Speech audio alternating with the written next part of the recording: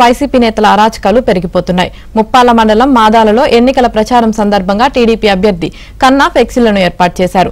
Checkpost కూడలిలో ఏర్పాటు చేసిన ఫ్లెక్సీలను మున్సిపల్ సిబ్బంది సాయంతో అధికార పార్టీ నేతలు తొలగించారు. సిద్ధం సభకు ఏర్పాటు చేసిన వైసీపీ ఫ్లెక్సీలను తొలగించకుండా టీడీపీ ఫ్లెక్సీలు తొలగించడంపై ఆ పార్టీ నేతలు మండిపడుతున్నారు. రాజకీయ ఒత్తిడితోనే మున్సిపల్ సిబ్బంది తొలగించారని ఆరోపించారు.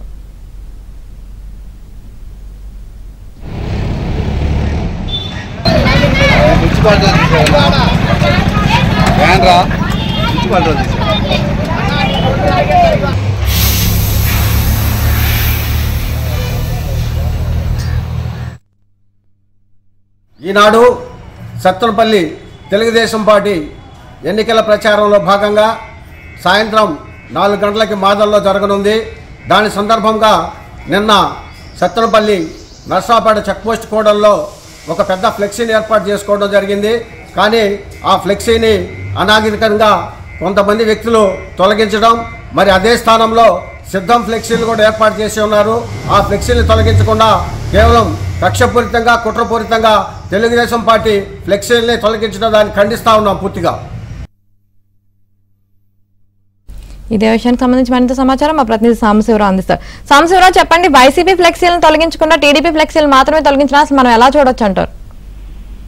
అవునే, పల్నాడు జిల్లా సత్తెనపల్లి నియోజకవర్గంలో వైసీపీ శ్రేణులకి మద్దతుగా పోలీసులు గానీ అక్కడ ఉన్న అధికార యంత్రాంగం గానీ పనిచేస్తున్నట్లు కూడా మరొకసారి రుజువైంది. తాజాగా సత్తెనపల్లి టీడీపీ అభ్యర్థి మాజీ మంత్రి కన్నా లక్ష్మీనారాయణకు సంబంధించిన ఫ్లెక్సీలను ముప్పాల మండలం మాదల గ్రామంలో ఏర్పాటు చేయడం జరిగింది. ఈ రోజు సాయంత్రం మాదల గ్రామంలో టీడీపీ ఎన్నికల ప్రచారానికి వెళ్లేందుకు కన్నా లక్ష్మణ వెళ్తున్న నేపథ్యంలో అక్కడ ఫ్లెక్సీలను ఏర్పాటు చేశారు. అయితే ఆ ఫ్లెక్సీలను కుట్రపూర్తిగా వైసీపీ శ్రేణులు స్థానికంగా ఉన్న పంచాయతీ సిబ్బంది అదేవిధంగా పోలీసుల ద్వారా తొలగించారంటూ కూడా టీడీపీ నేతలు మండిపడుతున్నారు. అదే సమయంలో సిద్ధం సభ పేరుతో అదేవిధంగా వైసీపీ నేతల అంబటి రాంబాబు పేరు ఫోటోలతో ఉన్న ఫ్లెక్సీలు మాత్రం తొలగించకుండా కేవలం టీడీపీ అభ్యర్థి కన్నా లక్ష్మీనారాయణ ఫోటోతో ఉన్న ఫ్లెక్సీలు మాత్రమే తొలగించి పక్కన పడేయటాన్ని కూడా టీడీపీ నేతలు తీవ్రంగా అభ్యంతరం వ్యక్తం చేస్తున్నారు. ఆ కన్నా లక్ష్మీనారాయణ వచ్చిన తర్వాత సత్తెనపల్లిలో వైసీపీ ఓటమి ఖాయమైంది. ఆ ఓటమిని జీర్ణించుకోలేక ఇలాంటి కవ్వింపు చర్యలకు పాల్పడుతున్నారు.